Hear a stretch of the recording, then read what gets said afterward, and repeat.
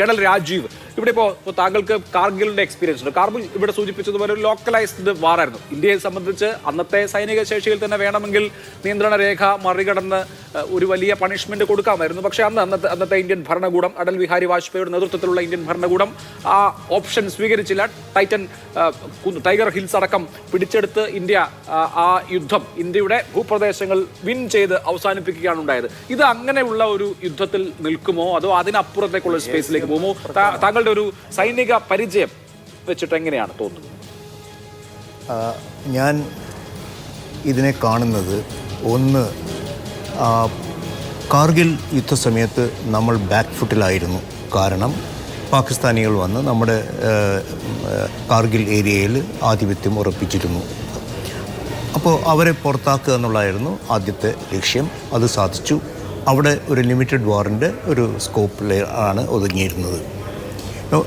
കാലം വളരെയധികം കടന്നു പോയിരിക്കുന്നു. ഇന്ന് പാകിസ്ഥാന് നഷ്ടപ്പെടാനൊന്നുമില്ല. ഇന്ത്യ ഒരു വലിയ വൻ സാമ്പത്തിക ശക്തിയായിട്ട് കുതിച്ചുകൊണ്ടിരിക്കുകയാണ്. ഒരു യുദ്ധം ഇന്ത്യ കാക്ഷിക്കുന്നുണ്ടോ? എൻ്റെ ഉത്തരം, ഇന്ത്യ ഒരു യുദ്ധം ആഗ്രഹിക്കുന്നില്ല എന്നുള്ളതാണ്. നമ്മളിത് ടിറ്റ് ഫോർ ടാറ്റിൽ തന്നെ നിർത്തണം എന്ന് കരുതുന്ന കൂട്ടത്തിലാണ് ഞാൻ. കാരണം പാകിസ്ഥാൻ പാകിസ്ഥാന് നമ്മളധികം മൈൻഡ് ചെയ്യേണ്ട കാര്യം തന്നെയില്ല.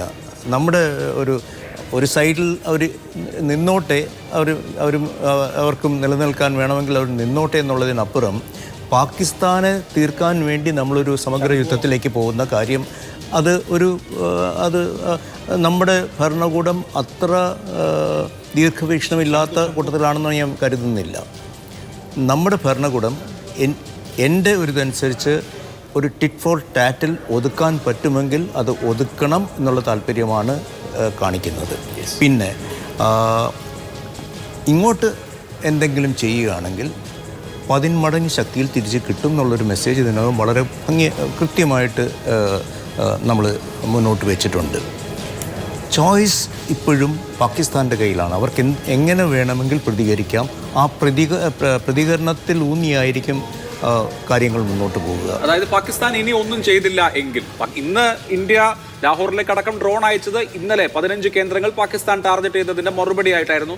അത് കൃത്യമായി പാകിസ്ഥാന്റെ അതേ പ്രൊപ്പോർഷനിൽ, അതേ ഇന്റൻസിറ്റിയിൽ, കൃത്യമായ വാക്ക് അതേ ഇന്റൻസിറ്റിയിലായിരുന്നു ഇന്ത്യയുടെ തിരിച്ചടി എന്ന് വിക്രം മിശ്രി വിശദീകരിക്കുകയും ചെയ്തു. അപ്പോൾ ഇനി പാകിസ്ഥാൻ ഒന്നും ചെയ്തില്ലെങ്കിൽ ഇന്ത്യയും ഒന്നും ചെയ്യില്ല. ഇന്ത്യ ഒന്നും ചെയ്യാൻ പാടില്ല. കാരണം നമുക്ക് ഒരു യുദ്ധമുണ്ടായാൽ അത് ഏറ്റവും കൂടുതൽ നാശനഷ്ടങ്ങൾ ഉണ്ടാക്കുന്നത് നമുക്കായിരിക്കും. പാകിസ്ഥാൻ എന്ത് നഷ്ടപ്പെടാനാണ്? ഇതിൽ കൂടുതൽ എന്ത് നഷ്ടമാണ് പാകിസ്ഥാൻ ഉണ്ടാകാനുള്ളത്? അവർ ഒരു സാമ്പത്തിക ശക്തിയല്ല, അവരൊരു സൈനിക ശക്തിയല്ല. നമ്മൾ ഈ രണ്ടും ഏരിയയിലല്ല നമ്മൾ വ്യാപരിച്ചിരിക്കുന്നത്. നമ്മൾ പാകിസ്ഥാനെ ഒതുക്കുക എന്നുള്ളൊരു ലക്ഷ്യം തന്നെ നമ്മൾ മുന്നോട്ട് വയ്ക്കാൻ പാടില്ല. നമ്മുടെ വിഹാരരംഗം വളരെ വലുതാണ്. നമ്മൾ വളരെയധികം ദീർഘവീക്ഷണത്തോടുകൂടിയാണ് കാര്യങ്ങൾ കാണേണ്ടത്. നമുക്കിനിയും വളരെയധികം മുന്നോട്ട് പോകാനുണ്ട്. ഒരു പാകിസ്ഥാനിൽ ഒതുങ്ങുന്നതല്ല നമ്മുടെ വീക്ഷണം. അതാണ് നമ്മൾ ആദ്യം മനസ്സിലാക്കേണ്ടത്. എനിക്ക് തോന്നുന്നത് നമ്മുടെ ഭരണകൂടം വളരെ കൃത്യമായിട്ട് അത് മനസ്സിലാക്കി അതനുസരിച്ചാണ് പ്രവർത്തിക്കുന്നതെന്നുള്ളത്. പിന്നെ ഓൾറെഡി പറഞ്ഞു കഴിഞ്ഞു, നമ്മുടെ വക്താക്കൾ ഓൾറെഡി കൃത്യമായിട്ട് പറഞ്ഞു കഴിഞ്ഞിരിക്കുന്നു. എസ്കലേഷൻ ഞങ്ങൾ ആഗ്രഹിക്കുന്നില്ല. പാകിസ്ഥാൻ എസ്കലേറ്റ് ചെയ്യുന്നില്ലെങ്കിൽ ഇവിടെ സംഗതി അവസാനിക്കും എന്നുള്ളത്. അതിനപ്പുറം ഒന്നും ഇപ്പോൾ കാണേണ്ട കാര്യമില്ല. നോൺ എസ്കലേറ്ററി ആണ് ഇന്ത്യയുടെ നടപടികൾ എന്ന് ഇന്ത്യ ആവർത്തിച്ച് വ്യക്തമാക്കുന്നുണ്ട്.